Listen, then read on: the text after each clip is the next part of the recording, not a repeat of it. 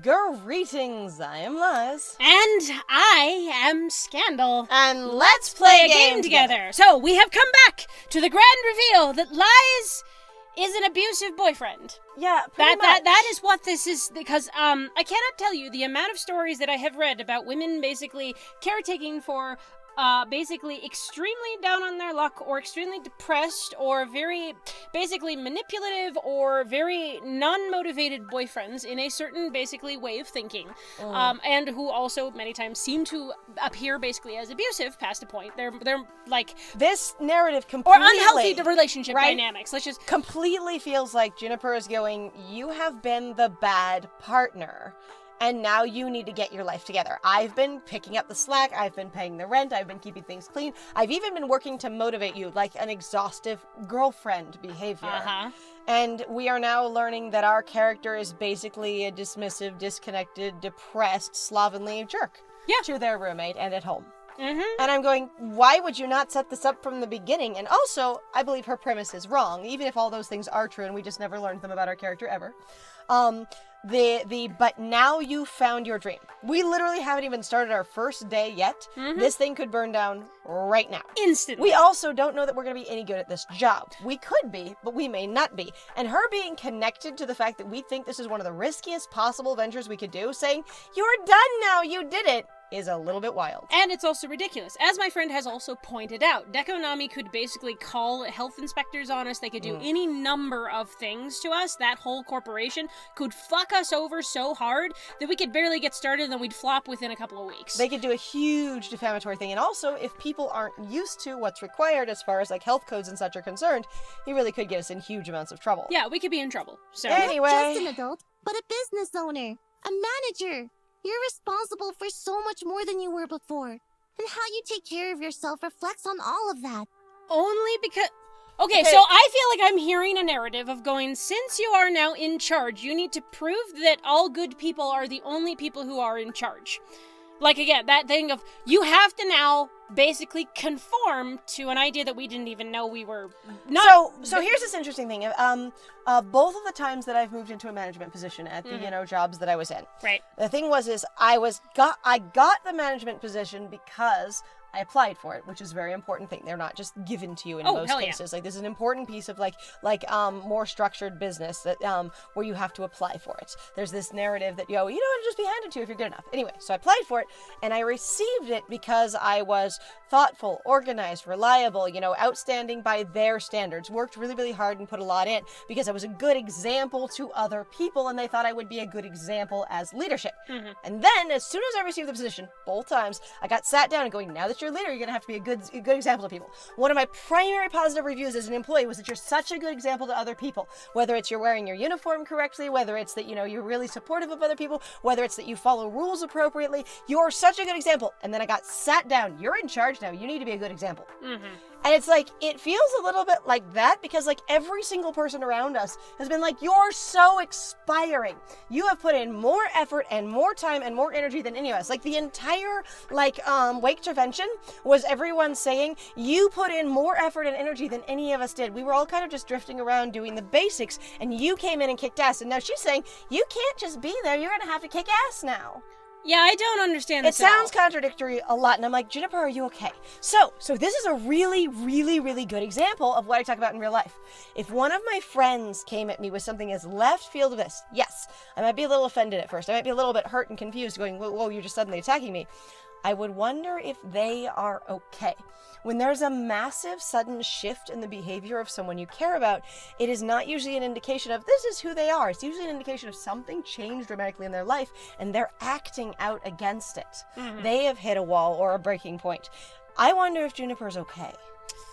Yeah, I don't. Because this is so different from her usual behavior, and since we have had no setup for we actually do any of those things at all, this sounds bizarre. Yeah, I don't. And is she panicking, thinking she's going to basically lose us? Or basically, is this that I'm going to try and distance myself from you while you go out into the world and never speak to me again because you're now way more important than that? But don't like me because you shouldn't think about me. Is that what this speech is? Anyway, here we go. I don't understand. I mean, you're still wearing that ratty old hoodie. Look at Gavin. He's got a nice suit. Did he get a new suit? Because his is torn. His pants and it also are torn. doesn't fit correctly on the jacket. Yeah, he looks really awkward, actually, in his clothes. I want to see him in his new clothes. I need to know. Ah! We pointed it out! Yeah. Oh my god! There's a rip in his pants. It's been there for ages. We sound offensive. Yeah, well, it's still way classier than the way you dress. What? My Juniper? point is, you need to step up your game. Seriously. Juniper, What the fuck? look at your own clothes. Jennifer, when did you become such a capitalist hoe? What the Also- fuck, game? Like, I don't care if you have an office job. Those clothes are not Gucci, my friend. Yeah, no, I'm like, I don't know any office job that would be like, yeah, you can just wear that. I'm like, And even if you can wear it, it's not high class. It's not professional. Yeah. It's fine because it's casual. Well, I shouldn't just say so capitalist. She became really classist suddenly, That one, really classist. fast. We're having a really strong class division problem that I am not accessing. That's kind of pissing me Again, off. it sounds like there's something wrong with Juniper. What the I'm hell? gonna go with, are you okay, Juniper? Whoa. I can't help but feel a little ambushed here. It's not like she's wrong, really. We What? wear ratty old clothes all the time that are unwashed, and we're a slob? What? Since when? That's But this is really, really weird timing. This is also like, what the fuck? Hold on, let's see. Come on, friend. I get that you're trying to help, but this is really the right time. Why did you tell me this before? I want to be open and honest with you. So pick up the laundry, pick up laundry, dress nicer, got it. Can do. What? What is going on? I feel like at this point, yeah, we really are going to go, you're acting insane. So it's going to be the, why didn't you tell me this before? Like, why now? What's going on? Why are you so stressed out? Why are you attacking me? Are you afraid I'm going to fail? And so you're judging me really fucking hard because you're trying to help me and you're terrified? Yeah, And suddenly your classism is showing? Like there's a lot of things sometimes people talk about too, where it's like you change classes, even if it's like in the sense of I won the lottery, and they go suddenly you become this foreign entity, no one can understand you anymore, and it's like you're literally trying. Is Juniper worried that you're going to be distancing yourself from everyone else, or that's what she wants you to do? Is to go, you need to be better than everyone else because everyone else is horrible because. Everyone else, clearly, if they just had more money, they wouldn't be such fucking, Or this experience of going, you won't be able to maintain a position of being in charge of people and running something if you don't look the part. But she doesn't know how to say it without sounding discriminatory because of her own prejudice. So trying to mask your prejudice makes you sound like an asshole. God, Instead of just coming out and saying, you need to dress better now that you're in charge. Yeah, but also, like, that is a matter of opinion. And it is. Honestly, and yeah. It is, but she can say, in my opinion, I think you need to dress better. Or you won't be able to maintain your, status as being in charge. Yeah, I don't fucking get it. Anyway, why didn't you tell me this before? Juniper, if you felt unhappy, why didn't you tell me before? We've got an open and honest relationship, right? We communicate, don't we? All you had to do was tell me. I'm constantly reminding you to do things around the apartment. Are you? And this is, again, What? sounds like this is the you're being an abusive partner kind of thing. You're being dismissive of my wants and needs. This sounds like Juniper's treating us like a partner that's, disconnected. Friend, what if it's that thing? So remember how sometimes you've mentioned to me before, and also you and I sometimes have had that conversation where it's going like, somebody commenting going on, gosh, this needs to get cleaned up. The other person in the relationship goes, you're commenting on me, you're being passive aggressive, why won't you just fucking tell me you want me to do something? Okay, so actually I know about this. So it was only a few years ago, actually just 2 years ago, that I understood that a lot of the vocal behaviors that I was raised around were passive aggressive, and I didn't know that, okay? So I fall into some range of neuroatypical, so I don't always get social cues, right? I haven't been diagnosed or anything, it's just I've been weird enough my whole life that people are like, and it isn't going away, Anyway, but there's this experience that I noticed years ago that a lot of my family would talk to themselves. A lot of their friends would talk to themselves, but it would be a real specific kind of thing, like walking into a room and going, there's no forks on the table. Going after the trash cone and going, damn it, the trash is full. And, going to the sink and going, there's always freaking dishes in the sink. Or even just something casually like, well, the sink's full again. And I never understood that those behaviors are generally meant to indicate, I'm saying this is a problem that someone else here who is listening caused, not me. And so I would do some of those behaviors, and a lot of my life, like my really young adult life, like a lot of people I knew would sort of freak out about them, get stressed about them, or try to accommodate them. And I noticed that sometimes I had friends who would just jump to fix something when I would go to sit down and go, there's no napkin at the table. And for me, it was me going, I don't have a napkin. I planned poorly. And then I have someone jump up and go, oh my God, I'll get you a napkin. Yeah. And I was like, okay. And it's because I didn't realize that the social framing of that language is, this is a problem that someone listening should have fixed. And if she's been telling us in that fashion of going, the dishes are dirty and we aren't getting it, that's a, Lies, please wash the dishes. Right. Then she could have thought she's been saying it to us, but she's not being direct enough. Yeah. Okay, so that's such a really good point. I love that. Thank you. But I'm also like, Did I break that down well yeah, enough? no, that sounds great. Okay. But what that means to me is that we're terrible communicators. We are horrific. We don't understand each other's social languages at all. Like, whoa. All right. Around our home. Are you saying we're partners? What? Oh my God, because we're not. We really aren't. This has never been discussed. Fine, I shouldn't have dumped all this on you today. You're busy. You've got things to do. But come on, we share the same space now, more than ever before. How do we share it now more than before? What are you talking about, Juniper? The same amount now. And actually, if I've just got a job in management, leadership, and business ownership, essentially, we share it less than before because that's more hours from me. Yeah, So not more than ever before. The thing is I don't understand this. You lost me game. This feels again. insane. I like the couple of theories we've got, though. Yeah, you need to be more mindful of. Oh, never mind. And again, is this a level of you've basically moved up in the world to business ownership functionally because, investor means we got a loan from him, basically. Right. And now I need to, push you away because, one, you're never going to come back to me anyway. And, two, I don't want you to, just pretend we're on the same level anymore because we're not. I don't know. I've got so many, there's possible ways to do this. We'll talk later. Tonight. After you're done all your arcade things. After you've done all your arcade things. After you are done all your arcade things. After you've. It should be you've. Juniper? What the fuck is going on? I don't know, but let's see. And she's gone. I also do not know what is going on, and I'm not sure what sparked any of that. Honestly, none of that should have come as a surprise. No, it came as a complete goddamn surprise. It should actually have come as a surprise, given that neither of us were able to connect to any setup for that in the game. Mm-hmm. So, really? I haven't exactly been roommate of the year. I always had the excuse of being busy trying to pull my life together, but she's right. I need to step up. Since when? Game, Okay, just straight out critique. We're both a little incensed here because we're confused, but let's just put a critique in here and put it down. That felt like it was poorly timed and was not connected to the route we chose or the experience we'd had, and we as players were not able to connect to any of those things being character traits. This feels like an assumption based on that assumption back when we introduced kids, and everyone going, oh my God, kids. It's an assumed community mentality that you all share. It sounds like the game to me is assuming that if someone is depressed and disorganized, like Lies has been, which is completely contradictory. Except for they're not disorganized. If someone is listless and depressed, like Lies has been, they're also a slob. Yeah. That it seems like it's just a given assumption of reality, and I don't assume that at all. And again, I've known, and the other behaviors they've put in for Lies contradict it. So now we're gonna drop it and move forward. Deal? Okay, sounds all good. Right. I need to step up. If I'm going to be a good friend, I need to respect her space. I need to respect myself. I need to, not take my pants off in the living room when she's there. There's just so much I still need to do. I hate leaving this doing for one day, but, well, I can't handle this right now as much as I want to stop everything and sort through this mess.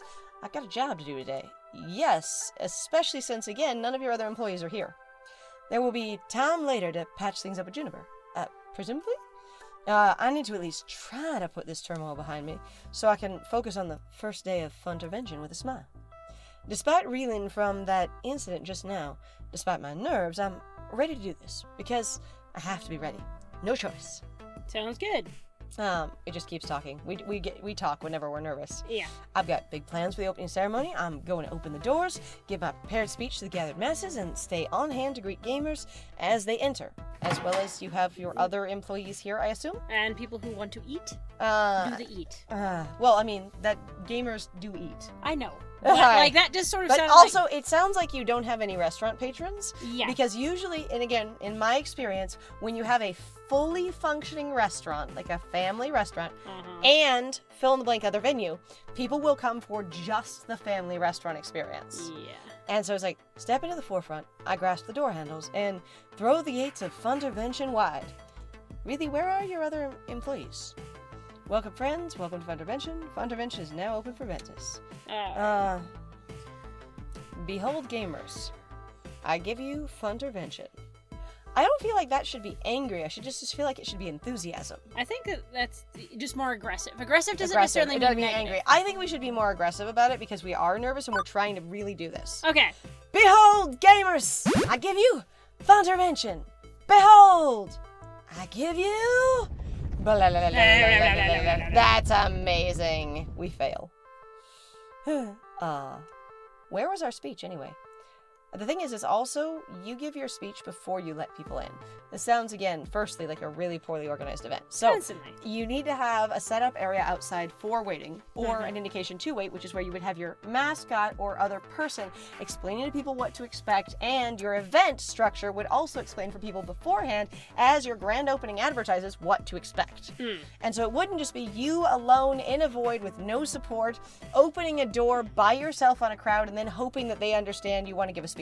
I don't understand. Like, that's confusing. And again, this might be supposed to be an example of we all know nothing about business. This is an extremely poor business model. We're unplanned, unprepared, and uncoordinated, and it was not our special magical power that made everything come together. It's great. I'm actually really excited to see the fact that we're gonna fail. Like, this is what this sounds like. Like, we've been ramping up to a lot, but I'm like, I am going for now, we're going to end on a bittersweet ending because we've dropped Francine being murdered. We've lost it in terms of, like, the tone and where our friendships basically the don't focus exist. Point. Yeah, I'm like, this is ridiculous. We're just, if that's what you want to do, game, that's fine. I'm a little confused, but here we are. On the other hand, we have encountered games like these that genuinely seem positive and have been pitched and reviewed as really positive, and then there's actually a couple of very dark endings that people haven't run into. We actually recently had an experience with that with another game, and we'll be putting that one up once this is finished. All right. I don't even have time to finish one line of my big dramatic speech. Crowd spills through the doors and runs right past me, eager to get to the games. Immediately, the arcade fills with the sounds of beeps and boops, games starting up and people laughing with delight as they find their favorites. If you have mostly retro, and the retro community is untapped, how do they find their favorites unless this is your normal crowd from Francine's place? Don't know. Yeah, well, there goes an entire opening ceremony, plans out the window. I had all sorts of stuff planned, but if folks just want to get gaming, who might argue? You keep going with the events. Because if you have scheduled events that you've put on the roster, you need to stick with them, even if people aren't participating. I was also going to say I don't understand, because usually, as far as I've seen for grand openings, people have, like, you know, a barrier in the way, so you can't just run into the door. Like, this is so wildly disorganized. I'm like, yep, I'm going for bittersweet ending. This game is going to end with us losing everything, and that's fine. Because you don't have any of the skills required. And we talked about that at Francine's place. Like, everyone was doing double, triple duty, and they were doing jobs that they didn't necessarily have the skills for at all. And, yeah. Also, all your leaderboards should be blank right now because it would be so much fun to fill them in for the first time. Oh, yeah, they should be completely blank. Because it's a grand opening. Like, even as much fun as it has been to, like, see, like, the Teo thing on there, it's still, like, you guys, that's... You let him come in and play before your grand opening? Yeah, it's fine. Whoops, I hit the button on accident. That's okay, hold on. Go to history real fast. All right. After a few minutes of final checks around the place, I decided to move into phase 2. Meet and greet around the arcade. Where is your other staff? Are we doing this completely alone today? Like, Gavin doesn't work here anymore, Naomi doesn't work here anymore, and certainly Ashley doesn't work here, because she should be everywhere. Is everybody just super fucking disappointed and doesn't want anything to do with us, and, like, it was telling us actually, hey, by the way, since the only person that likes you is Percy, air quote, likes you, basically everyone else now will abandon you? Like, this is really weird. I walked the arcade, like I did in my floor attendant days, because you don't have a floor attendant, talking with folks and making sure everything's running smoothly. Funtervention is my domain, open to my exploration. Where should I visit first? Oh, people are here. What? Hanging out in the restaurant, so not working, just hanging. Oh. Naomi's fixing Teo's dance game. If it's a brand new game, it should not be broken on day one. Whoa. Oh my god. Because that is not an old game at all, which seems to have crashed. You bought brand new equipment and you didn't test run it enough before you got your day started. Oh, God. We have had something stupid like that happen at our previous job, and God, that was funny as hell. We had spent $500,000 on a boxing machine that never fucking worked. It was so funny. And everyone was ready for it. Like, they did the basic testing and stuff. They ran the entire line, 5 hours of bread coming towards it, And then they had to do everything by hand and shut things down and make space. It was it was very sad. But on the other hand, they never did extensive runs with it. Nope. They did just minor testing of, you can fold a box and stick them in. Okay, it works. Yay! Yeah. Which is so bad! Yeah. All right, I also learned a cool thing that if you're ever looking for big, heavy machinery, and I learned this from our leader of going, if you're ever looking for big, heavy machinery, you guys, it's all on eBay. Because they can't resell it, because most of it is custom. Mm-hmm. So they can't ever usually take it back, so you've just got to pap it on eBay and hope somebody's around to buy it, because a lot of it, especially in the field we were working in, tends to be really heavily specialized. So I just thought it was super fascinating and hilarious to we just stuck it on eBay, and I was like, oh my god, you spent a close to $500,000+ boxing machine. They spent $1 million on did they? And then they sold it for $500,000 on eBay. It was so bad! Because it's designed for specific size and function of options, a specific product and output, and All right, well, you know what? We are going to go and find out why our brand new dance game is broken, but we're going to do it in the next one. Well, do you want to do that before? Because I can't really pause. I guess I can pause it here. Yeah. You're right. Okay, let's pick that one. If something's broken, we need to find out about that. Sure, Naomi Sticks and Teo's dance game, which On the other hand, I kind of want to be like, Gavin, Percy, why aren't you working? But that's not an option. Anyway, so most of the time, I'm drawn to Showtime stage because of the flashing lights and the hip beats, not because it's completely silent, no music at all. Also, why do we have vending machines in the same place if we have a restaurant? You know what also I love? Huh? We don't have any doors. Well, apparently the grand entrance is over there. That way? Or on the restaurant side. Yeah, I don't know. There's no office here. The orientation is so weird. Okay, well, now we're going to move on. So thank you very much, everybody, for joining us. If you like what we do, please feel free to like, comment, subscribe, and also share our videos if you're having a good time with us. Please also feel free to go check out our Ko-Fi and our Patreon. We've got some links in the description down below. And I have been Scandal. And I have been Liz. And it was great playing with you. Bye!